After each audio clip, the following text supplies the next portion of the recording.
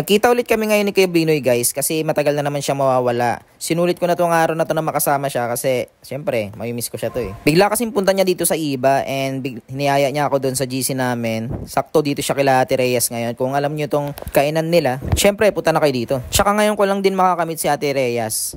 Syempre gusto ko rin naman makamit yung mga nagbablog din dito sa atin sa Zambales. Actually matagal na ako napapadaan dito eh. Pero ngayon ko lang talaga napansin tong kainan niya dito. Sabi niya rin kasi sa akin, matagal-tagal na rin yung pwesto niya dito. Matagal ko na rin naman gustong pumunta dito kasi niyaya nila ako lagi eh. Siyempre, nag-cross ng aming landas at ito na.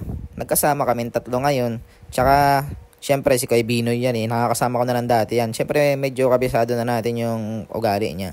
Masayahing tao, kaya lagi nagpapatawa. At siyempre, pogi rin, di ba? Parang ako lang yan, di ba? Di ba kuya? Oo ka na lang. Same naman tayo eh. Kaya pala pinuntahan ko na siya dito. Sabi niya kasi sa akin, November na siya babalik dito sa Zambales. So, uwi siya ng Cavite. Deliver tayo ni Kuya Binoy ng... Huwag mo na i-post mo eh.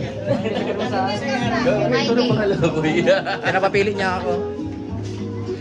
Napapili niya ako. Si Ate Reyes pala. Ito nga pala yung may-ari. Yee! Kasi mamimiss niya ako eh. November pa daw siya babalik dito. Punta na siya Cavite.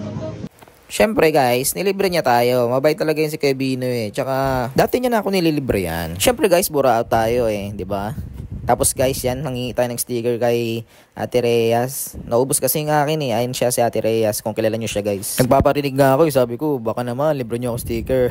Buraot talaga eh, no? Siyempre guys, wala namang customer yan. Nakausap na namin si Ate Reyes dyan. Nagkukwentuhan kami about sa mga social media. Siyempre, di ba, alam nyo naman mga influencer yan dito sa Zambales guys eh. At saka guys, marami rin silang itinuro sa akin about dun sa pagmamonetize sa Facebook. Siyempre, marami rin tayong natutunan sa kanila kasi sila yung malalaking followers ba? Sana all. Siyempre, kumting kamustahan lang din sa mga bagay-bagay kung ano mga ginagawa namin, yan. Tapos yan, bumili kami ng drinks nila ate. Strawberry ang flavor ata yan. Sarap ito guys. Lasa siyang tubig. Hindi, joke lang. Sarap. Ang sarap!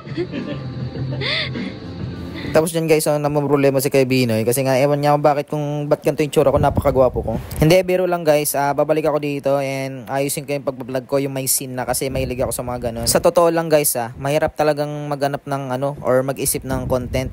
Katulad ko guys, nahihirapan din naman ako mag-isip ng content. Hindi lahat ng videos ko nagba-viral talaga. Pero syempre pinipilit ko rin naman maging mag-viral yung mga videos ko, 'di ba? Tsaka nagpapasalamat ako sa lahat ng mga kaibigan natin diyan na walang sawang magsuporta sa akin guys. Soon guys, pag okay ng lahat, makakabawi ako sa inyo. Bago ko tapusin tong vlog guys, shoutout nga pala kay Dirty Talangenya, yan from Binig. Maraming salamat sa iyo lahat. Maraming salamat sa pagsuporta. Gusto niyo magpa-shoutout, comment lang kayo guys. Bye bye.